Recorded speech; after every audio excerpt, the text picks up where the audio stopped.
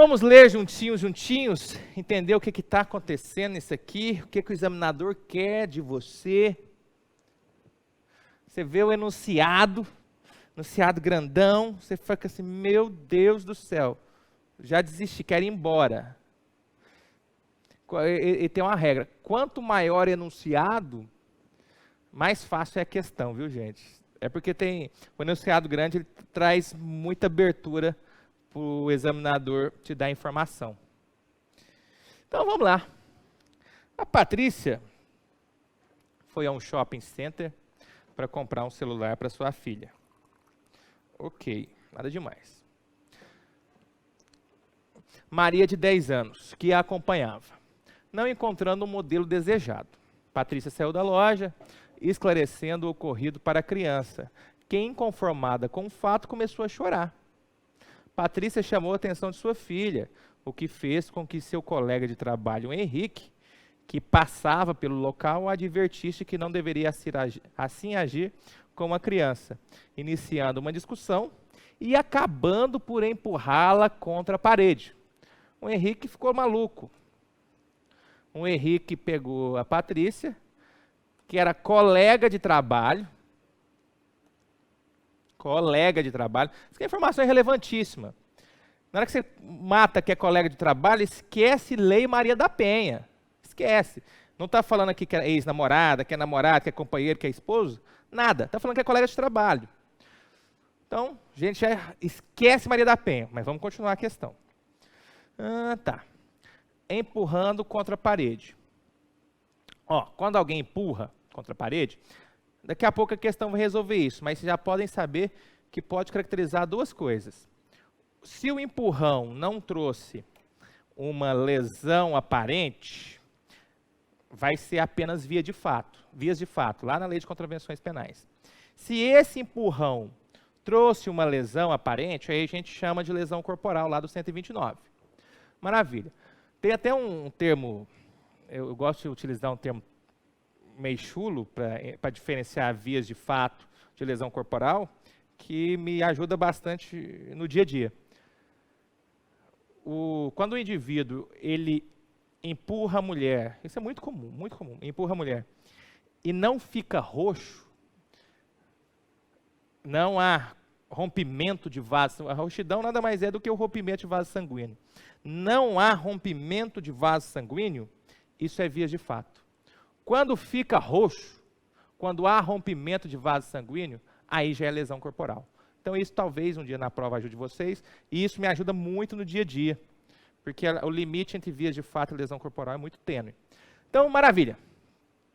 Em razão do comportamento de Henrique, Patrícia sofreu uma pequena lesão na perna. Ela efetuou registro e a perícia confirmou a lesão. Contudo, 2 dias depois, ela compareceu à delegacia e desistiu da representação. Maravilha.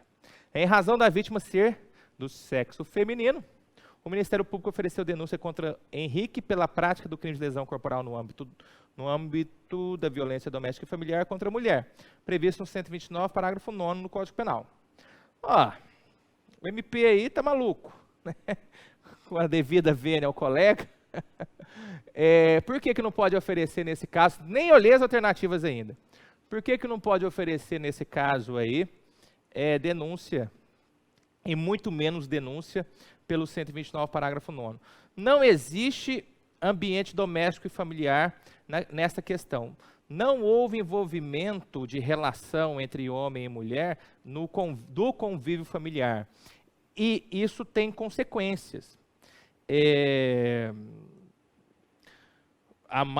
Talvez a mais, que mereça maior relevo disso, é que quando eu afasto a violência doméstica e familiar do cenário, eu deixo de aplicar a Lei Maria da Penha. Não é toda violência praticada de um homem contra a mulher que vai ensejar a Lei Maria da Penha. Eu tenho que verificar de forma necessária se aquela violência se deu no contexto doméstico ou familiar, ou pelo menos que seja decorrência disso. Aqui nesse caso não há nenhuma ligação com a Lei 11.340, que é a Lei Maria da Penha, que permita a sua aplicação. Então, eu afasto a Lei Maria da Penha e se trata de um crime convencional. É como se fosse, aqui, claro, só para facilitar a compreensão, é como se fosse um homem batendo em outro homem. Não é porque é mulher, neste caso, neste contexto, que eu vou aplicar a Lei Maria da Penha. Por quê? Porque eu não estou inserido no ambiente doméstico e familiar. Muita gente pensa que toda vez que um homem mata a mulher é feminicídio. Não é verdade.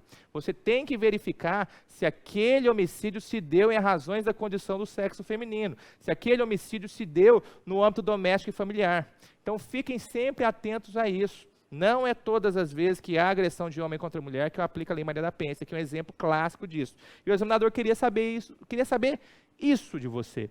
Então a gente já exclui a aplicação da Lei Maria da Penha, a gente sabe que a lesão causada foi leve, e quando a gente lembra de lesão leve, a gente já lembra da Lei 9.099 de 95. Olha a questãozinha boa, gente. A gente já lembra da Lei de 9.099 de 95. Por quê?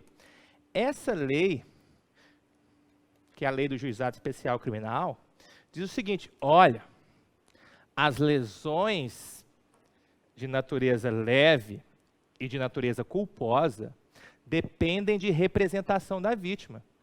Então, aqui, somente mediante representação, ação penal pública condicionada à representação, é que o MP poderia ingressar com ação penal. E não pelo artigo 129, parágrafo 9º, mas sim pelo artigo 129, caput. Então, diante dessas informações, agora a gente pode ver as alternativas.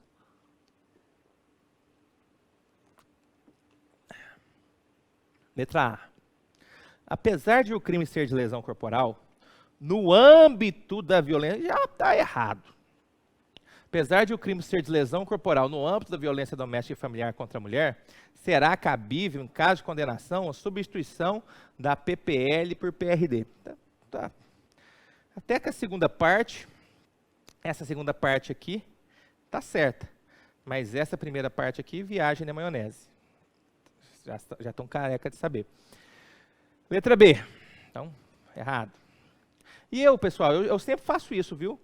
Na hora que eu vou lendo as alternativas, eu vou grifando a parte absurda dela, porque mesmo depois, na hora de fazer o check-up, que eu sempre dou uma checada depois, às vezes você passa batido, você já grifa a parte absurda, para você falar, nossa, agora eu já sei porque que eu marquei essa.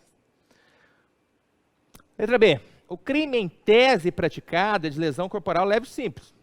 Ó, de modo que, apesar de irrelevante a vontade da vítima para o oferecimento da denúncia, aqui está errado, pode ser oferecida a proposta de suspensão condicional do processo.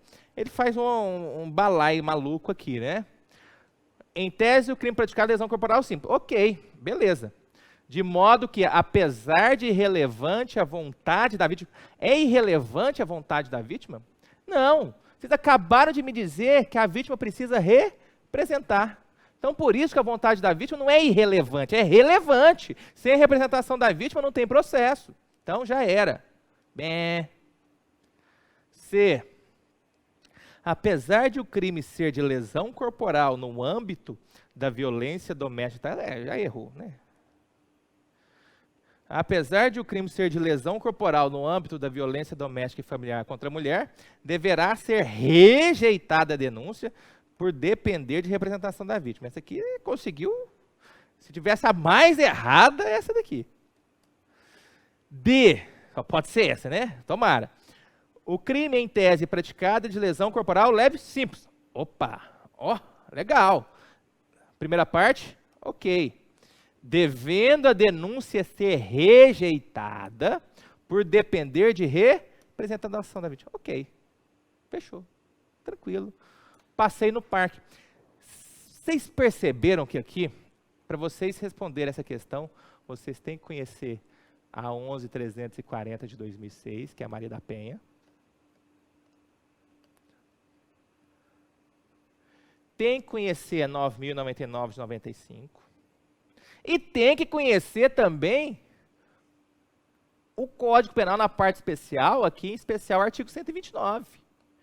Você entendeu o que é lesão corporal simples, o que é lesão corporal qualificada, o que é lesão corporal no âmbito doméstico familiar. Olha que legal essa questão. Escolhi ela porque cobra uma quantidade gigantesca de conteúdo. Lindo, né? Maravilha, sensacional.